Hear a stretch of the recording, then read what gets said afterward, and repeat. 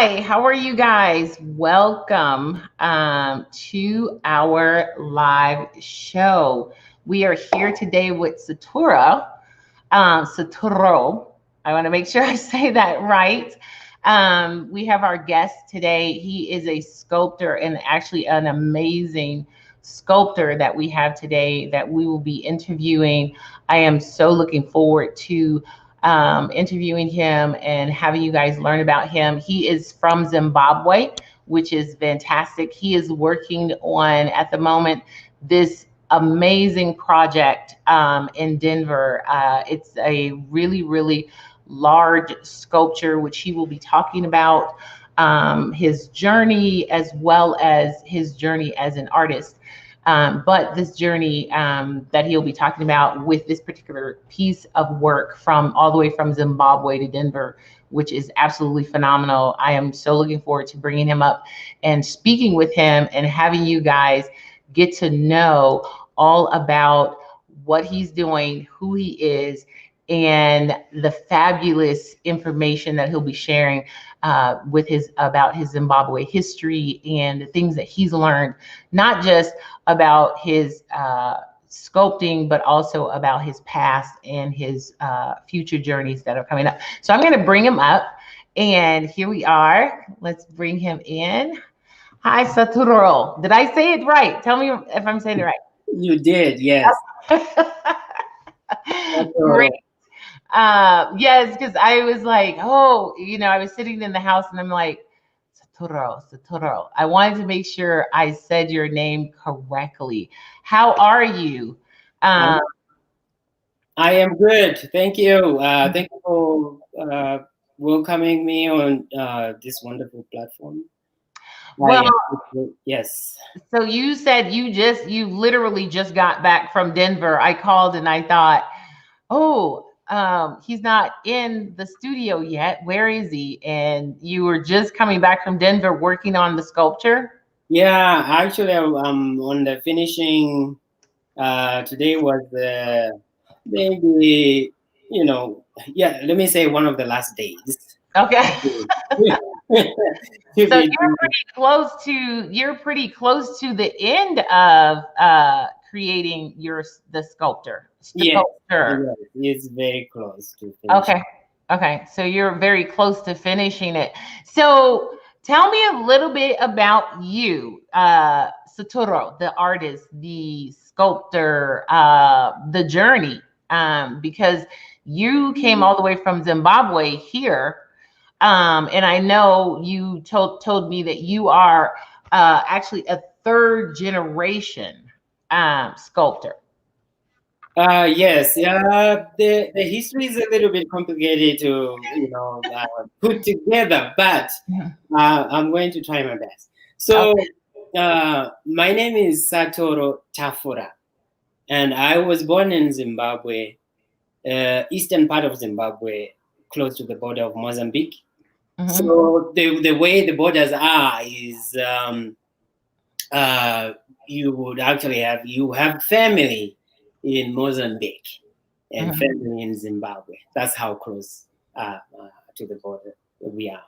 So I was born 1981 and grew up in the village in Zimbabwe, starting my primary school. This is a British system, so primary school, and then I went to boarding school at the age of 12, and throughout high school until I finished high school, I was in boarding school. So these are mission schools. Okay. So the first one I went to was Catholic mission school, and then for my high school I went to Anglican. Okay. And so all along this time, because my mother is a sculptor already, she's been sculpting all this time. So me like growing up around all this around my family, doing this. My grandfather is a first generation sculptor. So I just absorbed it, you know. So it's all around. So me being a stone sculptor it was pretty easy and straightforward for me. The tools were there, the material was there, and the teachers were all around me. So it was pretty easy for me to do. Yes. So after high school, that's then when I moved from the village to the city, which is sort of like the, the normalcy. It's normal for when you leave high school, then you go to the city to find a job. Okay. So that's what I did, and I was going to go straight to sculpting to be an artist. But then my mother said that I needed to study something. So I went to college for about 2 years, and then I came back to sculpting. Okay. So you went to, and that's one of the things we had talked about. You actually went to college to study, but you pretty much already knew that you were going to be a sculptor. But you said that your mom, you had to have, it was your fallback plan. Yes. I mean, even though my mother had already been, a successful artist, she still wasn't sure. So I had to go to school, try to learn something, and then do what I wanted after that. Well, that's pretty understandable for her to kind of, and that's what mothers do. It's even though, like you said, you grew up in all of this basic creativity all around you, and your mom was a successful sculptor. It's not like she was a struggling sculptor. She was actually a successful sculptor, and then your grandfather was also a sculptor, and so it was basically inherent in you. But your mom, being a mom, was like, hey, I want you to definitely have a plan B. Yes. That's what happened with the system. The system back home, or in most of the African countries, is that there's no, unless you go to a group A school, there's no art lessons. There's, it's minimal. It's there, but it's minimal. It's very minimal. There's no. Really? Yes. There's no art as a subject. Doesn't exist in those schools. So it's really emphasizing on other areas. Okay. Rather than being an artist. So, okay. The communities, even parents, are on you as far as the academic is concerned. So it's I learned more art at home than in school. That's interesting. That so is it that they just don't value art within the school systems? Well, we have to understand that we're coming from a colonial background. We probably are still in that, but we're coming from that, and the empire builders have their goals. The goal is to train the young man in the beginning, train the young man to be a good worker in specific areas of skill. So art wasn't there. Art was a luxury, So we did have in the beginning when the missionaries were coming. So going back to the history of Zimbabwe, as other in other or other colonial places. Mm-hmm. You destroy the empire destroys what is available, what is going on with the natives, right? And Mm-hmm. then after that, the missionaries started coming in to put new knowledge. So you destroy the knowledge, existing knowledge, and Right. you destroy the structures that produce new knowledge. Mm-hmm. So that's how you can come and start to build on the empire. Okay. So, yes. So there were specific mission schools that were built by missionaries who were artists. Mm-hmm. The missionaries were coming from art schools in England or Switzerland, and they would come and build a mission school. But it was very uh, the schools that are known is maybe 2-3 schools Mm-hmm. in the whole country.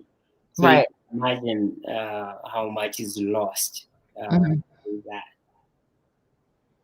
So would you say that, because it's interesting, because would you say that before all of these schools start coming in and cultures start coming in, would you say that there was art within your culture and within your country, a specific art or an art form, as opposed to just being taught to be a productive worker? There was definitely there was. You know, it's in Africa, art is everywhere. We live Mm-hmm. our daily existence is art. Mm-hmm. Right? It goes to what we use, the utensils, the music, the dances. It's in everything, the potteries, everything. Mm-hmm. So that was all put on, not even stagnant, but that was destroyed. The structures that helped us produce more of those materials, of Mm-hmm. those art, they call it artifacts now, Mm-hmm. Right. uh, was destroyed. Okay. Okay. Right, so the knowledge is not able, they're not able to pass it to the younger generation. Mm-hmm. And then when they saw that, oh my God, we have destroyed everything. No, not even a single artwork is coming out of this society. That's when the missionaries were called to come in and started to teach. Okay. But So they when started. you show us sculpture today, for example, Mm-hmm. We grew up being taught that it's an art form from our ancestors and things like that. Mm-hmm. But, you know, doing my research and looking back at it is, how come I know the first generation of Shona sculptors when coming from our ancestors? Right. So Right. that put me in a direction where I had to do research and dig and, you know, read more about it. But also the literature is colonized. Mm-hmm. Mm-hmm. Yeah, you know, you sort of have to go back and forth and go on the ground to do the research and compare and see. You know, it's never known for exactly. For example, in the Great Zimbabwe, the birds, there were great Zimbabwe birds that were found there, but no one knows who did them. And for a long time, they were attributed to extraterrestrial people who lived there and those pieces. So the history is distorted. So you know, I'm trying to go through all these things and trying to find out, to discover research about myself. So you know, in the history and everything. And that's what kind of that's kind of what this project that you're doing in Denver it's not just a sculpture, but it's also you're dealing with research from your history. Yes, there's a lot of research that I'm going through. So when I started this project, I decided to make a film. This is my first time making, going into that genre. But, I decided, since this is like a monumental project, the biggest I've ever done, I have to put it on film. So it started off as just like the process. Okay. And then when I went to Zimbabwe to go to the quarry to get the raw stone, then I started to think, well, it's not enough just to have the process. It has to have more. So I decided to have the history of the art movement in Zimbabwe. Okay. I do have this. This is actually, and you can tell, you could share what this one is about. Hold on, I want to make sure I put a little bit of sound with it. Give me 1 second. And you can share what this is, what's going on here, so that people will know. Oh, did I get rid of it? Hold on. Hold on. I think I removed it from the. Give me 1 second. You can keep talking about it while I grab it again, because I did have it. I'm just going to pull it back up once more. So this is some of the footage that we took while we were in Zimbabwe trying to get the raw stone out from the quarry. So it's part of the film project that's going with the sculpture. So we were down in at the quarry, and probably it took about 6 months to get the raw stone out of the quarry, because there's no machinery in the quarry. It's manual. It has to be manual to take the stone out, and the people working in the quarry have to use block and tackle to pull the stone out.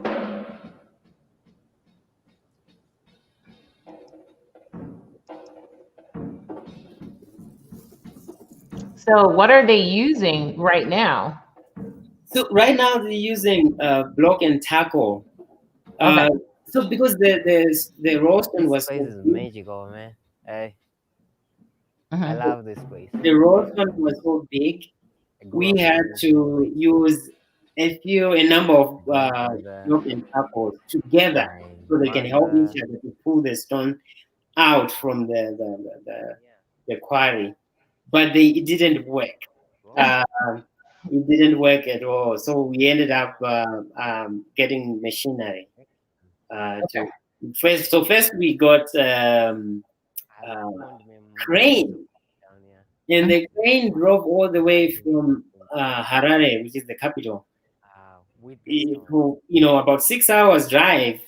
And then when it arrived, we found out it couldn't drive up to the top of the mountain to pull the stone out. So it was a waste of resources. And next, what we thought about getting an excavator. So the excavator finally did it.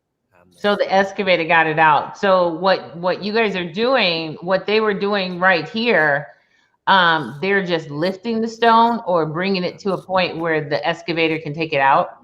So right now we have not decided for any machinery. We're still trying to get it out. We're still trying to pull it out and push it downhill from the hilltop, from the mountain top downhill. That was our idea in the beginning, because that's what they do in the quarry. They pull them out and push them downhill to the loading bay.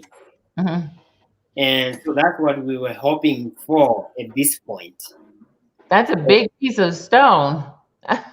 Yeah, it is big. It is big. That is a very large It piece of was 16 stone. tons when we pulled it out. It was 16 tons. And But so, is that normal for like when your mom was doing sculptures? Is that normal that they would go to the quarry and pull out stones of this size? yes, I grew up going to the quarry to, help load up trucks with the raw stone. That was like one of my favorite experiences. Going there to select stone and bring it to the studio. Because So here is this particular picture. This is you're loading up, but did you do work on it while you were in Zimbabwe? yes, I did initial sketching in Zimbabwe. Okay. Yes, because it was 16 tons. So I figured if I work on it for a bit in Zimbabwe, it will take off some weight. Okay. And then when I shipped it, it was 11 tons. So is this when you were working on it here? Yes, this is all rubble coming from the work we're doing on this sculpture. All right. So this is in Zimbabwe. So you were trying to on here, Yes. you're getting rid of some of the weight. So you started. And so when you say sketching, you're not talking about sketching like we would say, oh, I'm sketching on a piece of paper. You're talking about sketching with your tools. Yes. So sketching for me is really it's the work has already started. So you're taking off everywhere you think you're not going to need. Okay.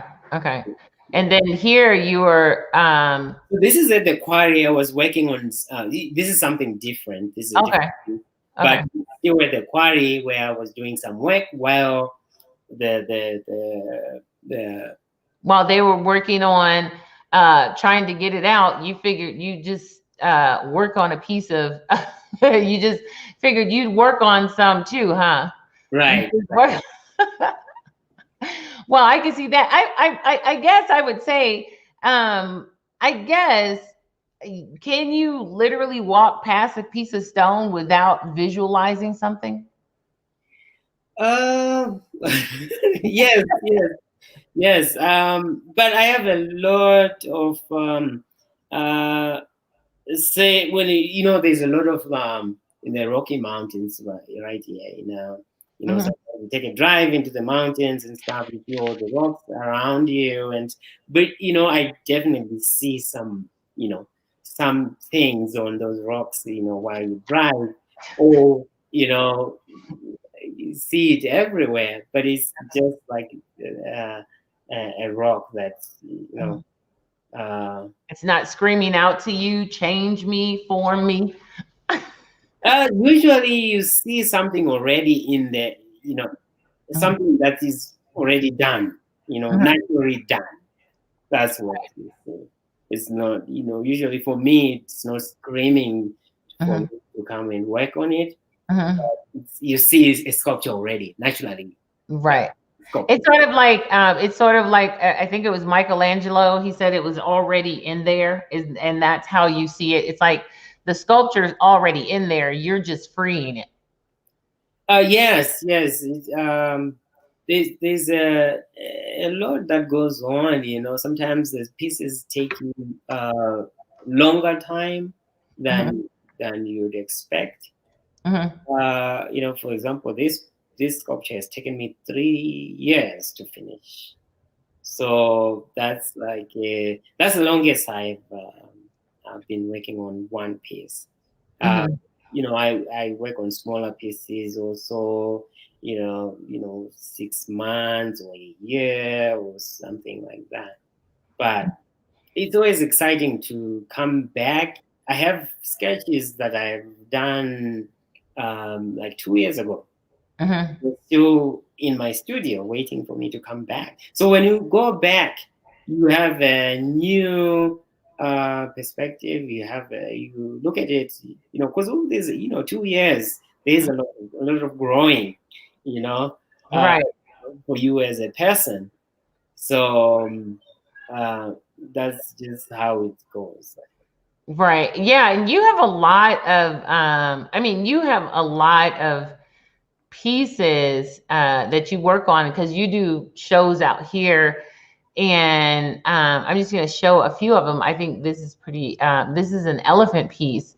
What can you tell me about this particular piece? It's actually really beautiful. Is it something, are there a lot of elephants in Zimbabwe, or, do you come in contact with them, or, So the answer is yes. There's elephants in Zimbabwe, but there is a problem too. The problem of poaching, killing these animals, and trying to get ivory and stuff. So I titled this sculpture "More Than Ivory."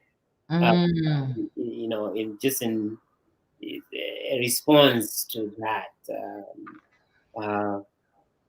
The poaching and everything. The poaching, yes. So there's a lot of sinister business around it and stuff. It's not brought to the surface a lot because a lot of high people in big figures have something to do with it, and sometimes. So that was my response to that, and I try to make it very simple because what you see in the front here, that's all that is to it. There's nothing behind it. Behind those ears is just almost flat. So I was trying to just use the minimal material, and but bring out what I was trying to interrogate. Yeah. And that's what I like about it. I like that you said it's more than ivory, and that's what I kind of like about the piece, because the piece, it sort of minimizes the ivory. Whereas a lot of times when you see elephant sculptures, you have these long tusks and you have, it's very emphasized. Right. But the way you did it, it's almost like an infant elephant, not a full grown elephant, which I think is absolutely beautiful. The way you did it and how you show it, it's very delicate and very elegant. And so it's almost like you are showing the humanity side of it, or the sort of almost like the human side of it. It's like this is more than just a product. Right. So the size of this sculpture may be about 5 feet high. Oh, okay. Yeah, that's the size of it, and I wasn't trying to exaggerate the horns at all, because that's the subject I'm trying to tackle here. Right. And that's kind of what I see in this, is that you was trying to minimize that part of it. Whereas most people, like I said, that's what they show is like the tusk, because they're elegant and they're this and they're that. But you really show the actual beauty of the animal. And that's what I see from that, is where you are actually showing the beauty of this animal. And it's like, it's a living being. It's not just something that you take and kill for profit. Yeah, thank you. So when the colors that you see in the sculpture, I don't know if you can put it back. The colors you see, there's colors and there's a natural that I left.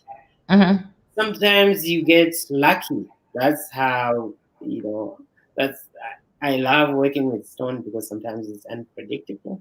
Sometimes they're raw and the colors, different colors coming, and you try and take advantage of those things to enhance the look of the creation. And that's what I see. That's a really beautiful piece. I really like that.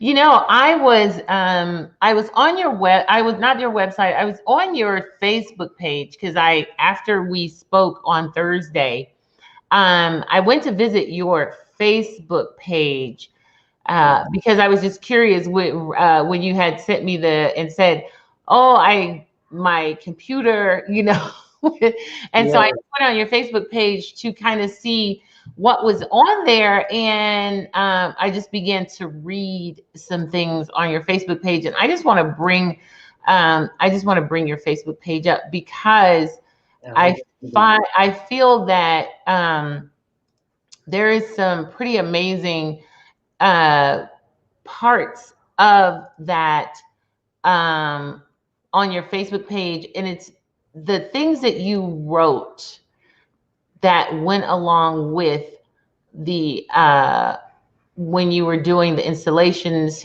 I was deeply moved into the history of stone in Zimbabwe, and it's emotional for me.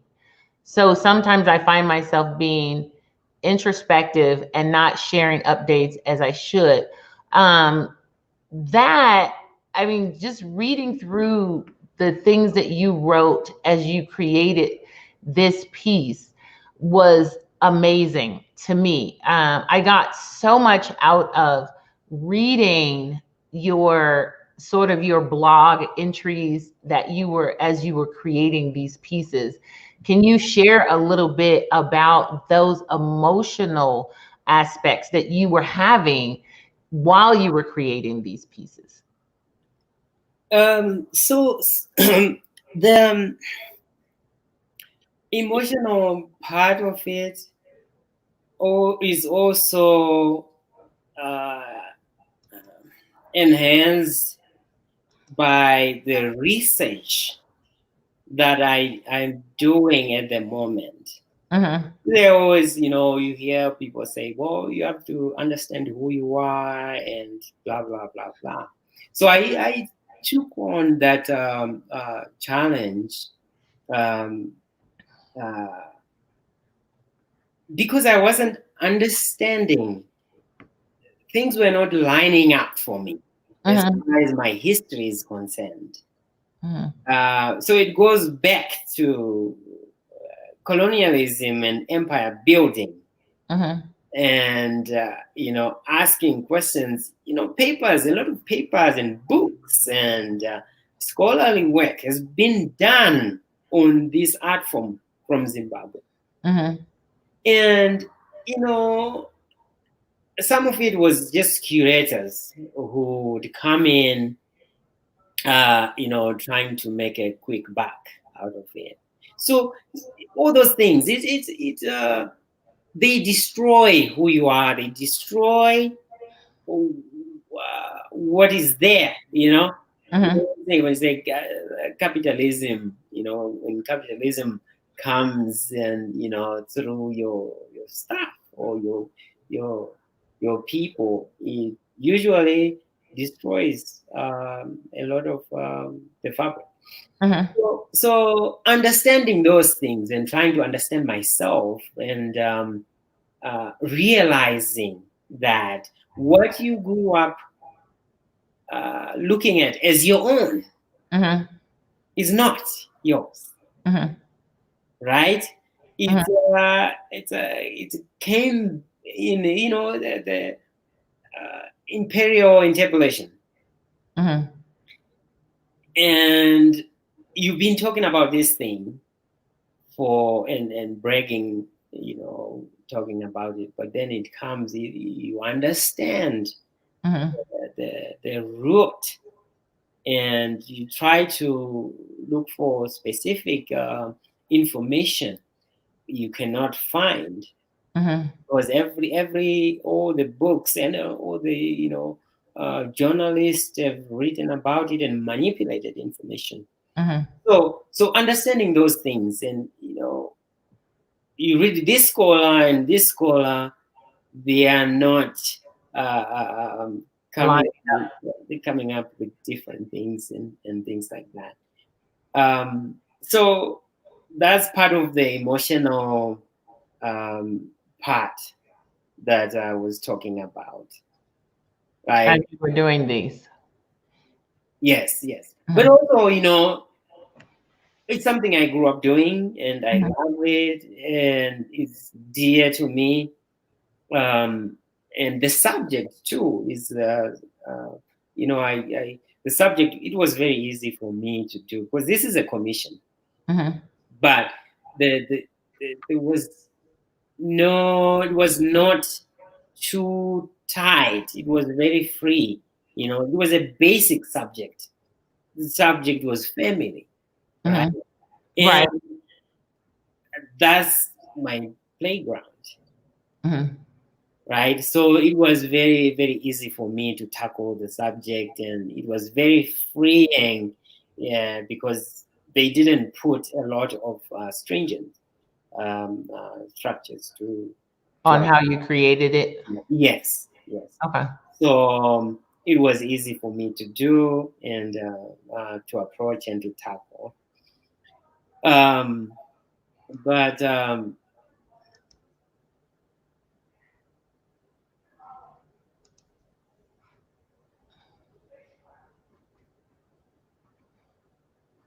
I know I did a lot of reading on your page. So now the Shuni sculptures, is that originally a part of your culture? It's very difficult to say. Of course, we've been working with stone. History shows that we've been working with stone for going back, because it's evidence in the architecture and sculptures that were found, but they didn't have signatures. So the archaeologists at that time could write anything what they wanted, because they didn't think an African or people from that area could work on such wonderful works of art. So they just wrote what they wanted and published it and put it in books and in universities, and which is part of destroying a culture. When they say epistemicide, it's part of destroying that and removing you from your work, and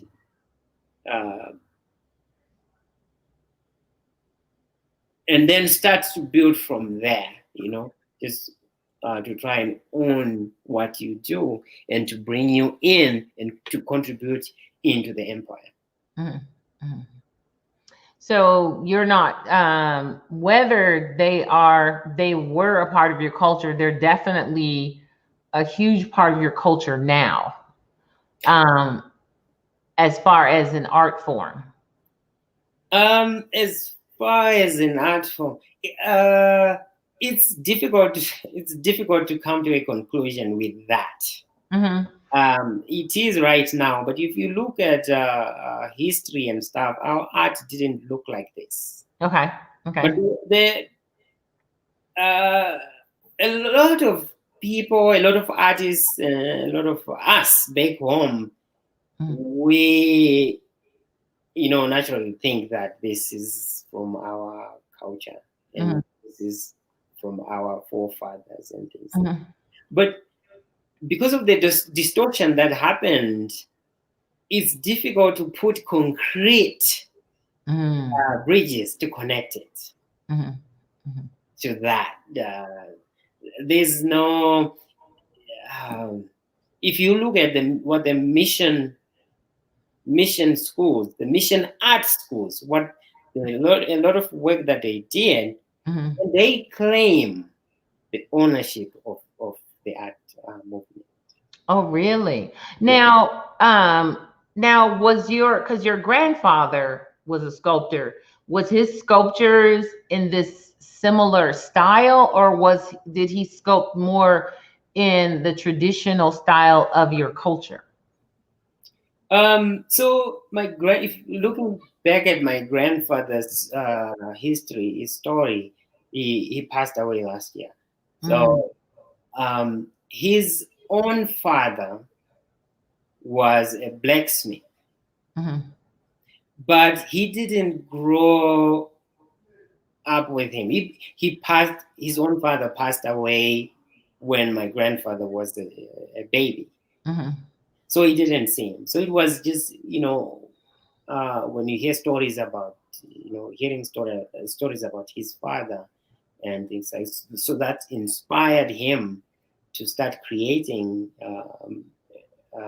as a craftsman or an artist, and then ended up when the stone sculpture movement came in, it was easy for him to join. Yes. Okay, so then it wasn't necessarily the style of the culture of your culture. It was it was a movement of art that came in. Was that a movement that was brought in via missionaries, or was it a combination of stone sculpting from your culture and concepts and ideas from other cultures? If you look at the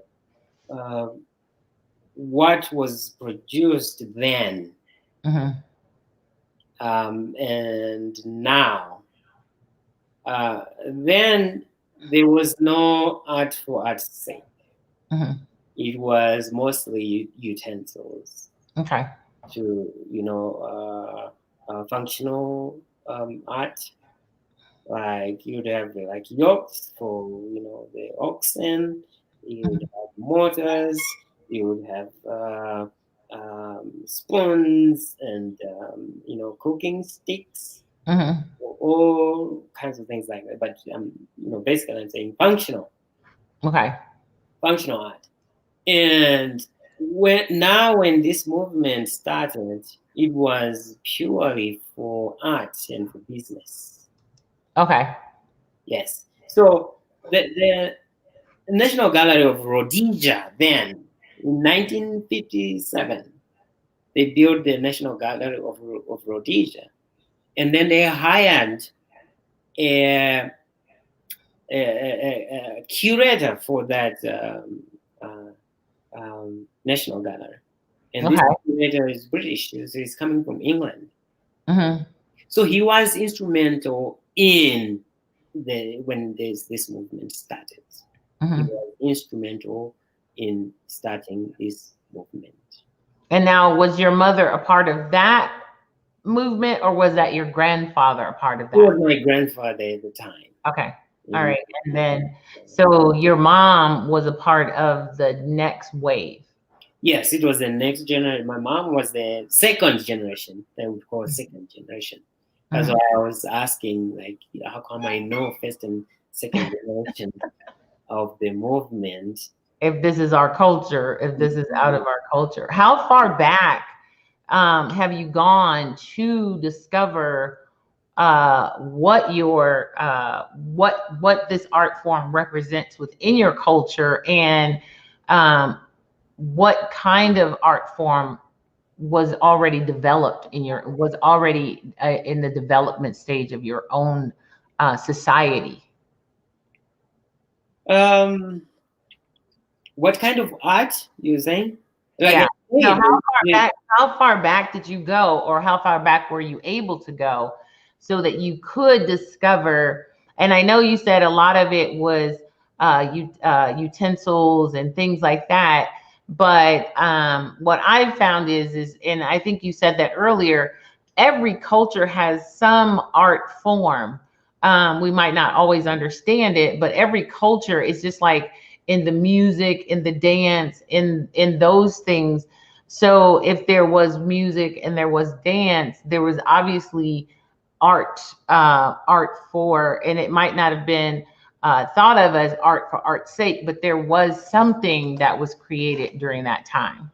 Yes.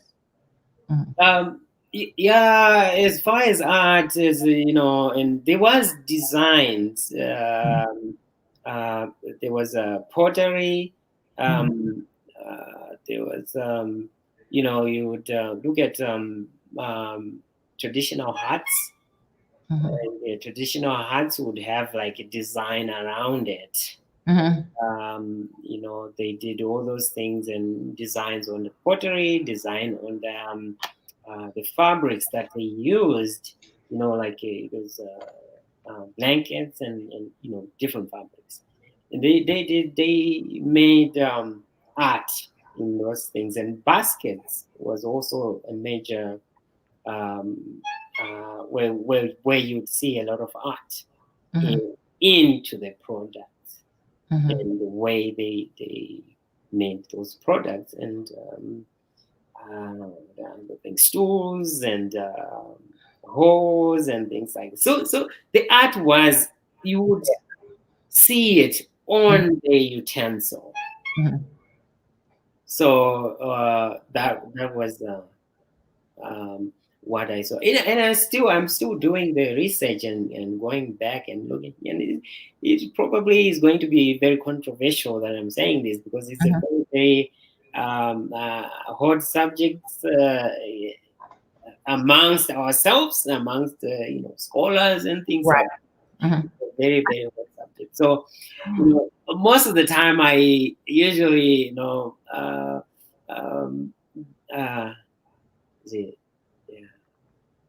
I police myself in what I say and things like that, because it's a very big subject. It's a delicate subject, because there's a lot of things that have happened in that culture that is, you know, some, you know, where it's almost like things have been covered up and now things are being rediscovered.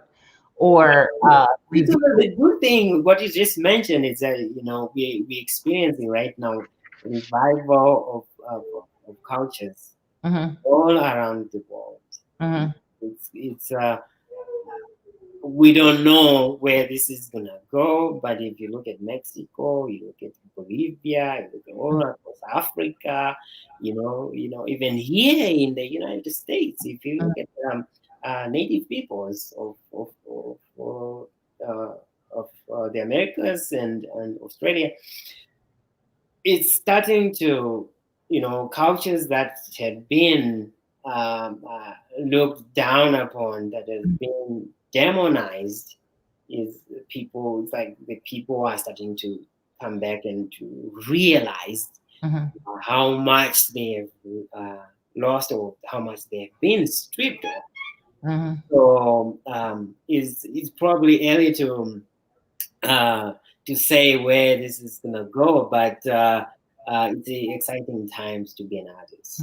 Yeah, I had that experience with an exhibit that I was showing, and often as a Black African American, you're always talking about how, oh wow, you know, they didn't teach our culture, they didn't teach about our history, they didn't do all that kind of stuff. And then I did an exhibit in Fort Collins entitled "We Are Still Watching," and it just sparked a lot of conversation. But you know, in Fort Collins, you're looking at 1.6% Black. So the vast majority of the people that were coming to the exhibit and having conversations with me were our white brothers and sisters, and they were expressing how they felt robbed of not being able to learn about Black culture, Black Wall Street, all of those kind of things. And they're just learning about those things now. And so it's like you said, I find that this has been a really good year of awakening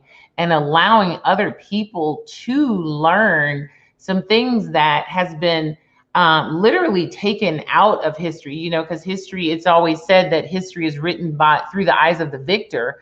And so a lot of times, you're right, a lot of that history has been taken out. And I feel like now, during this time, we're becoming more and more aware of it. And hopefully there'll be a lot more done about it, sort of, you know, basically what you were just talking about. So I think it's phenomenal that you have done this kind of research and are tracking back into your history and not just settling for, oh yeah, these sculptures are from my culture, and yeah, but questioning, how do I know? It's like, here I am, I know the first generation. How is that even possible if this is actually a part of our history, a part of our culture? I should know this. I should know the first generation. I should be, it should at least be like the 10th or something like that.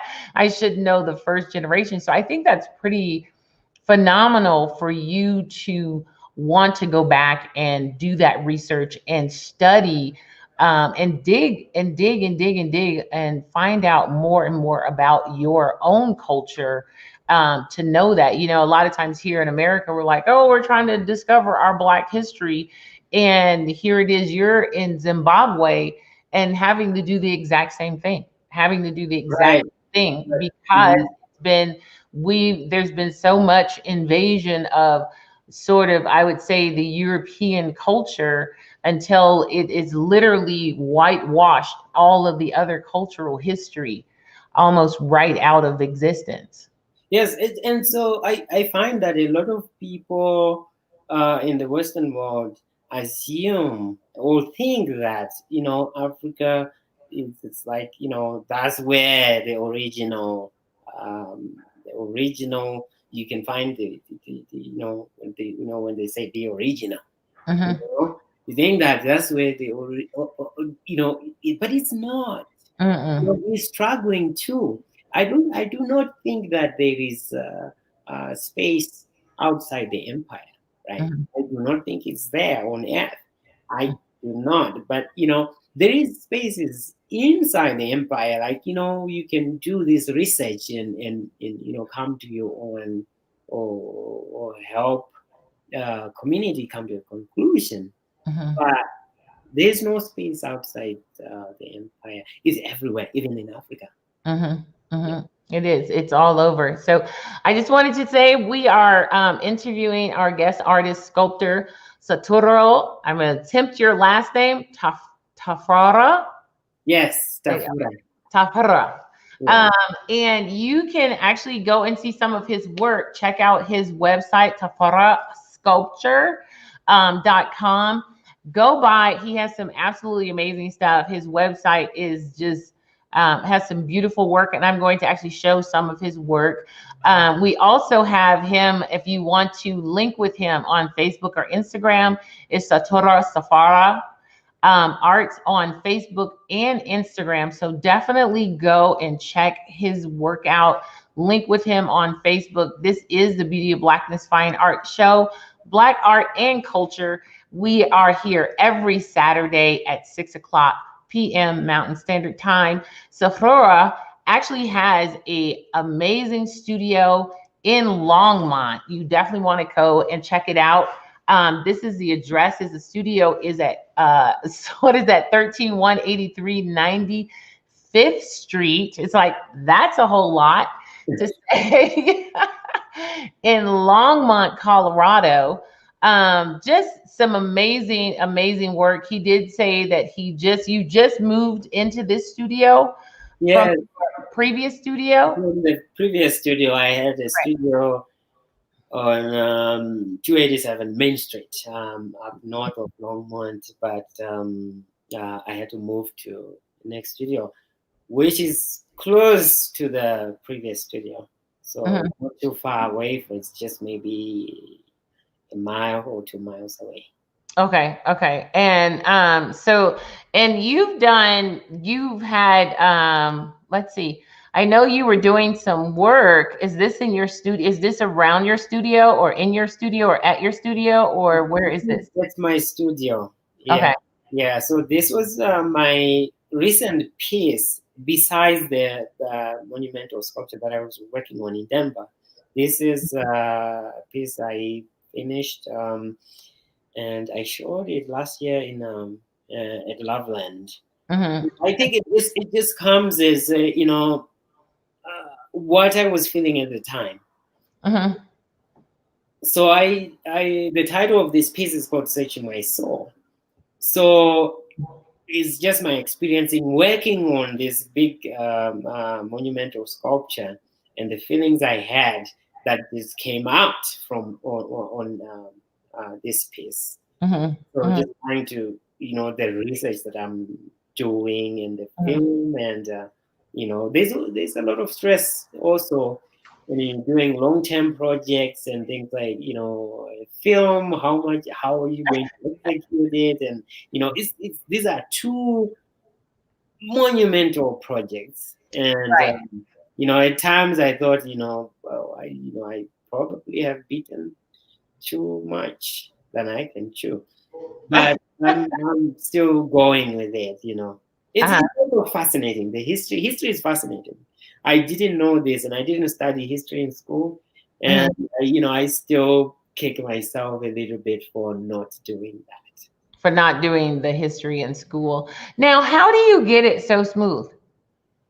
Because I'm looking at it, and it's incredibly smooth. It can get even smoother than this one, but I have different tools for different textures. Okay. I have lately I've been using the angle grinder, and different discs. But growing up, I grew up using files and rasps, to make it smooth like this. Now, I was reading on on one of your Facebook pages, and I guess a kid or somebody asked you if you ever hit your hand when you're doing these, and you said yes, quite often.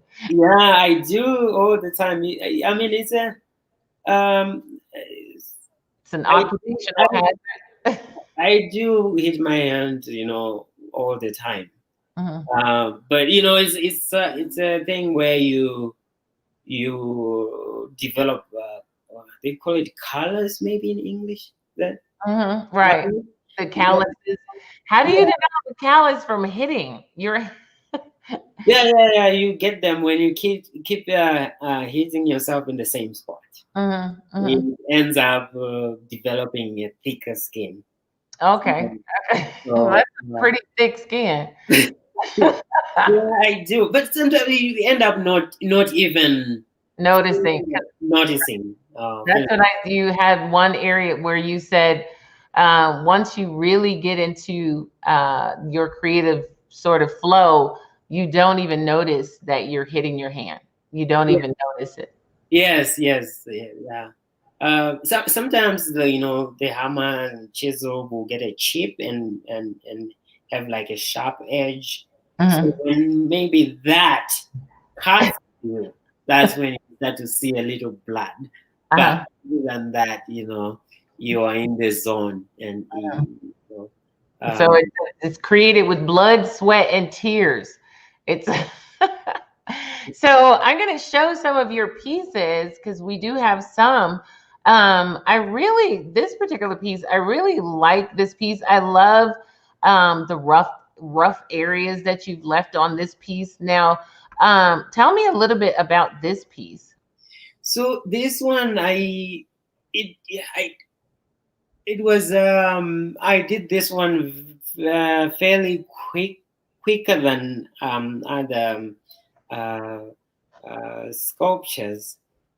Because I just took advantage. It just came. The shape was closer to what I was wanting to create. So you look at all those brown areas that I left raw. So the brown areas are oxidation from the ground. So I just left those areas raw. Just to enhance the look of the fabric and the face and the hair. Holding what she is holding is a cane. We call it cane here. But these are so I find that in my creation of sculptures, creation of pieces, there are pieces I create with a mindset from within. From within, when I say from within, I mean from within where I come from the indigenous society. And then there are pieces that are created external from, let's say from outside, like how colonialism came to interfere with our culture and things like that. So this piece is the one example that is created from within.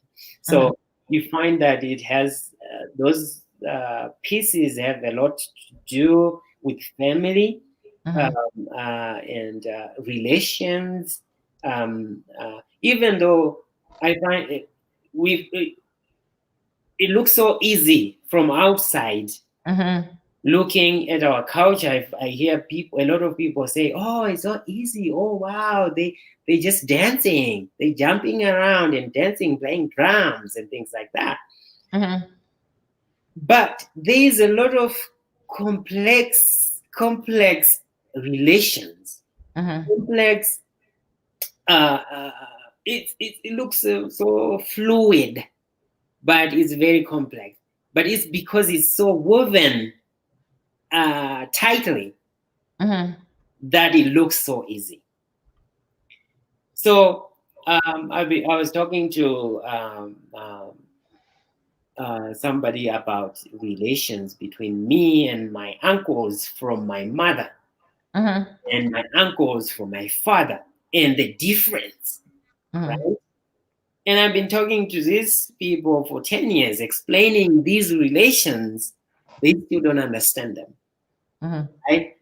Here is just uncle, right?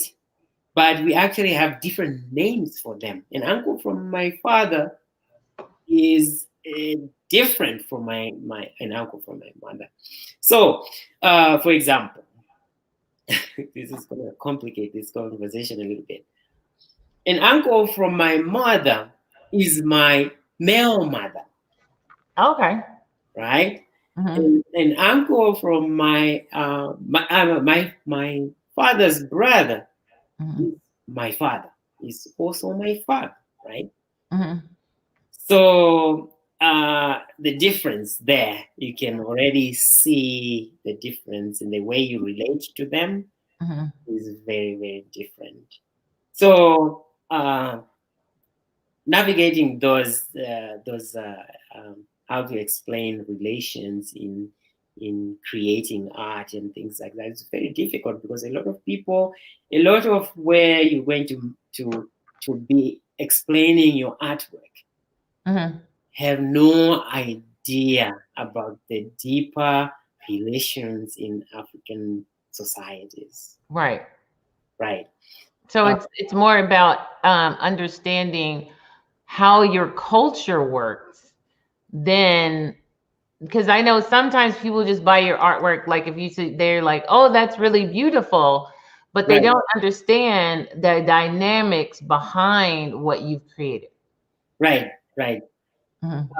So on the previous piece, I wanted to also talk about the cane that is holding. That cane, that was a friend of mine called objects that can acquire meaning and start to wield power. Right? So those canes are just not canes for helping you or in order to walk, but acquire meaning and they start to wield power in themselves. So you have the cane, that's been in the, you will find canes that have been in the family for years, right? Oh, wow. That are passed down from generations, right? So those objects become powerful and they gain meaning. And just like here, maybe they have the AK-47. The same power it will wield. Okay. In society. So when you say a woman with that cane, means they've been experienced a lot and have a lot of wisdom. And so that's a secret, like right there, because it's loaded. Wow. Right. That's pretty powerful. Because I mean, you wouldn't think about that. It's like like I said, a lot of people just look at your work and say, you know, this is really interesting. But to hear you talk about, especially the meaning behind it and the cane and how, what this particular piece. Now, what was the title of this one? This is a great aunt. So the titles will come as because when you say here great aunt, is very very like very simple. Let's say very simple title. When you say great aunt in my language, when you say it to somebody who is closer to you, who in your language, they will understand the deep meaning of great aunt and the job that their responsibilities in the communities, the wisdom that they have, and you know how special they are. So it's when you say great aunt, she's actually great. Right. Right. It gives that sort of meaning to it, which is very powerful. Because this piece is, I mean, I find this piece very powerful and it's very moving. I love the way you posed her body, where it just shows a form of wisdom and peace about who she is. I really like how you formed that particular piece. And with that, and it's almost like embracing her, the stick. It's almost like there's an embrace and understanding of what it means to have it. Yeah. So these objects you see, you find all across Africa, and how it's used is very it depends with the society that you come across. They're not always used in the same manner. Right. The importance of it, you will see it all across. Okay. All right. I want to show, what is the next one? This one that I brought up, because you have another one that's similar, because the family theme, is that a huge thread within the creating these sculptures? Is the family theme, the mother embracing the child, is that a very common theme throughout these particular pieces? Well, no, not really. It's not a common, but it depends with who you are as an artist. I have colleagues who work in, in the nature, but it just depends with who you are, what comes out strong for you as a person in your background, and things like what inspires you. That's but also there's the different stages of your life as an artist. You know what you're doing when in your 20s will probably be different when you are in your 30s. So in 40s as it goes like that. And so for me, working through different genres is new for me. It's something I started in my 30s, right? Doing the film that I'm working on, and other genres. It's new for me.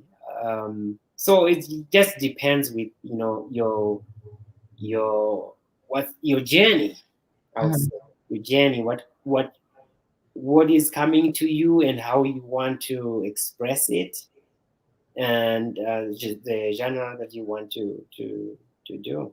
So it just varies. I'm saying, as far as your question about the family theme, to me it just resonates a lot because I grew up in a big family, and very big family, and also very tight. So, and it also probably represent your family now because you're married and you have children. And so, because I know when I create art, I used to always tell people, I create really nice when my husband and I are having a wonderful time and we're loving each other. I create lots of couples. If we've had a fight or not talking, I create lots of individuals.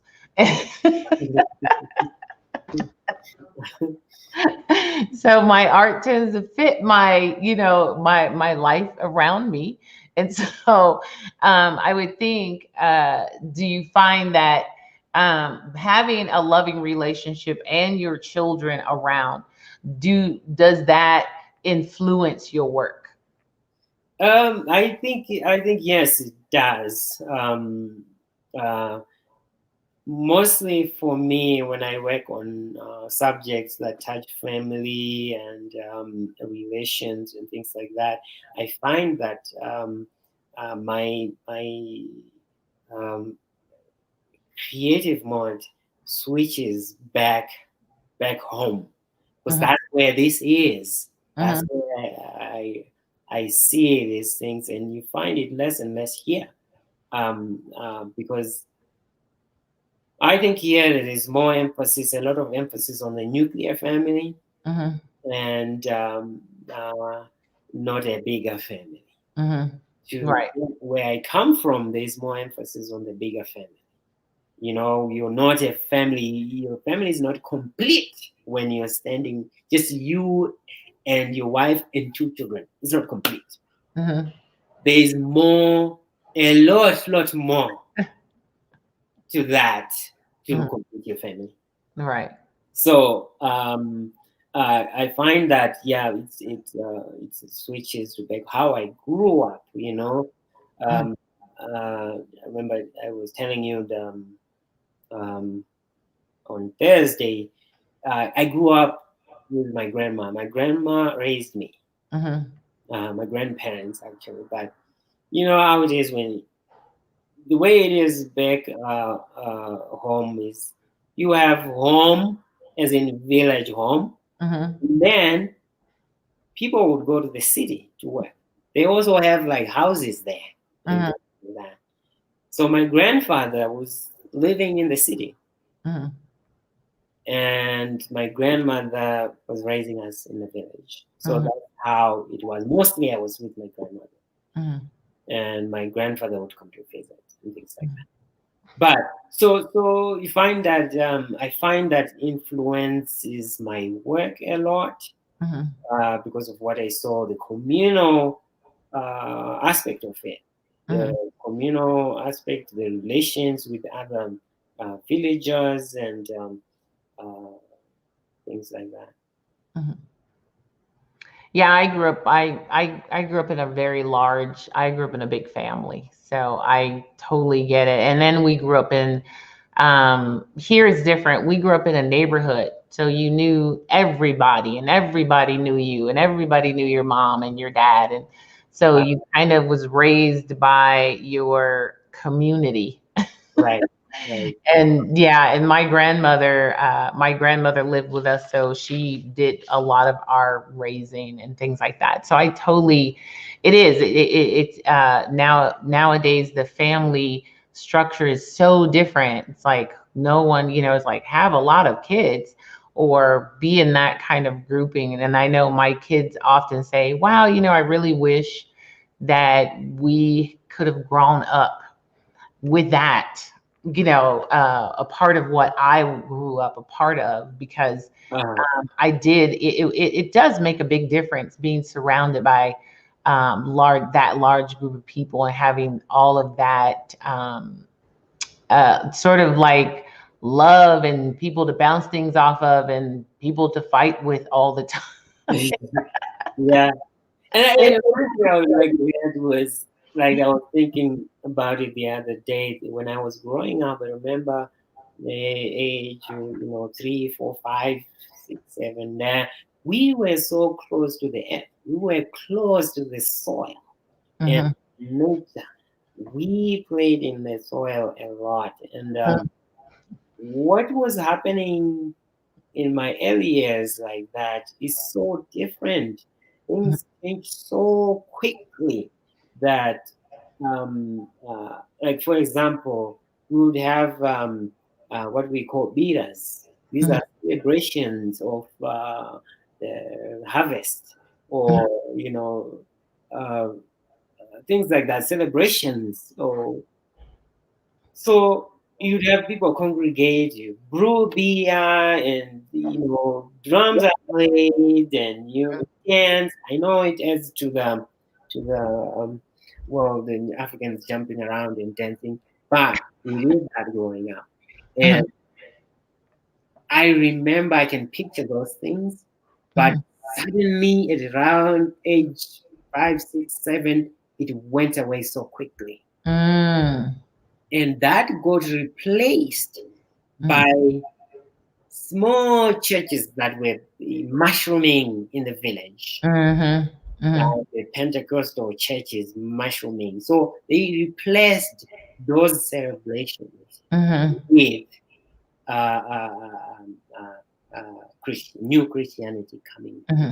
So that if you kept celebrating those traditional celebrations and all those things, you were shamed by the community. Right. So that's how they got rid of all those things. But I have so fond memories about those, even though I was. And I talk about that often because we travel quite a bit, and I find that Americanology, because that's what I call it, we have to go and change everything because the way we do it is better. And I want my kids, it's like being able to take your kids to Africa. It's not the same, it's like Africa has changed. Being able to take them, and so you lose so much by changing. Because even I find that even if you are bringing in Christianity, you don't necessarily have to change a culture, because I don't think that's what the point is. It's like a culture should still be able to thrive and have all of its qualities without changing it to accept something else. And so you're right. It's like removing all of that rich culture and all that richness. To me, it's more detriment than anything. And then replacing it with something else. And you see it in society today as well. I mean, if you see it, all on television and everything is trying to replace. It's like, no, you should look like this, or no, you should be this, or no, you should act like that. You see that all the time where you're not good enough, or this doesn't work. And so I totally believe that we should, even if you go somewhere, don't change the cultural structure, because you literally change it for the rest of the world. And, our kids don't get to experience Africa in its fullness because it's been altered.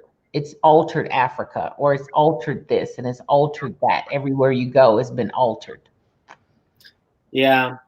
Well, I experienced it growing up. I was saying going to boarding school and stuff. At the time, it was we looked at it as like a great thing at the time, because they offered better education, imperial education.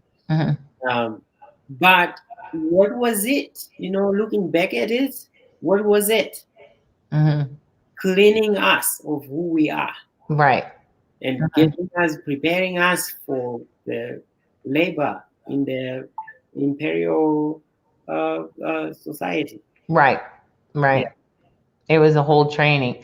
Well, thank you so much. This has been so, I really enjoyed this interview. Once again, we are with our guest, sculptor SaToro Tafura. Tafura. Yes. Tafura. I got the first name. Yes. Visit his website, TafuraSculptures.com.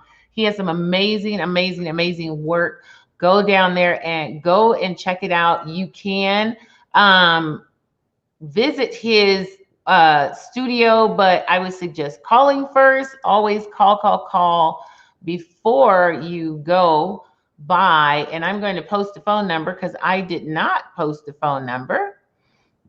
So let me post a phone number so that you can call and make an appointment to go by if you want to check out his work.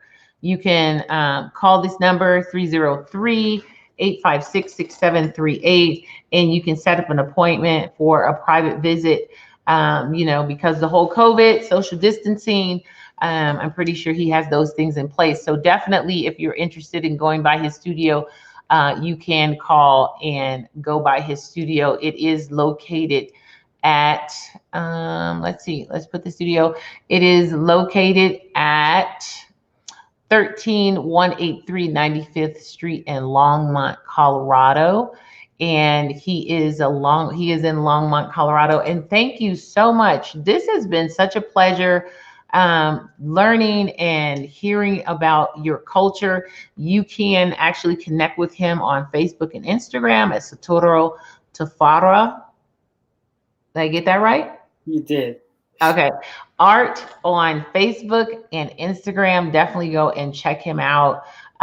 Do you have anything on YouTube right now or no? I think I have 2 short films on YouTube, I think. Okay, you can go and check out some of his short films. The one that I just showed, that's actually on Venmo. He is working on a film right now that will talk about the art piece that's in Denver, correct? The piece that he brought back and completed in Denver. There is an entire movie that's being made or video that's being made for that particular piece, correct? Yes. Okay. So there's a film. We're looking forward to conclude it in the coming year. Okay. We still have a trip to go to Zimbabwe to do some on the ground research and talk to people and all those things. Okay, so hopefully we'll be able to, when that's done, we'll bring them back and we'll go through the whole film. I think that would be pretty fantastic because I'm looking forward to hearing more about the research that you've done on your history, on just your art form, and finding out what more that you have discovered based on the research that you've done. So if you hang out for a few minutes, I'm going to close out this segment and I will pull you back up and we'll chat after I close out the segment. Okay. Thank you. All right. Thanks a lot for coming in. Thank you guys for hanging out. I know we went a little over than we normally do, but thank you for hanging out here with me at the Beauty of Blackness Fine Art Show. If you want to find out more, go ahead and go to the Beauty of Blackness fineartshow.com. This is our segment. You can follow us on Twitter. You can follow us on Twitter, Facebook, the Beauty of Blackness Fine Art Show. I am your host, Louise Cutler. We are here this is the Beauty of Blackness Fine Art Show, Black Art and Culture. We are here every Saturday at 6:00 p.m. Mountain Standard Time. You can come and check us out. We would love to have you, love interacting with you. Be with us next week because we're going to have the phenomenal Tracy Ellen. She will be here with us next week, hanging out, singing, doing her thing, just chilling out with her and just finding out even more about her. She's an amazing young woman that we are looking forward to interviewing next week. So definitely come hang out with us and spend some time and go and check out SaToro's website. It is Tafura Sculpture.com. Go and check him out and we will see you guys next week. So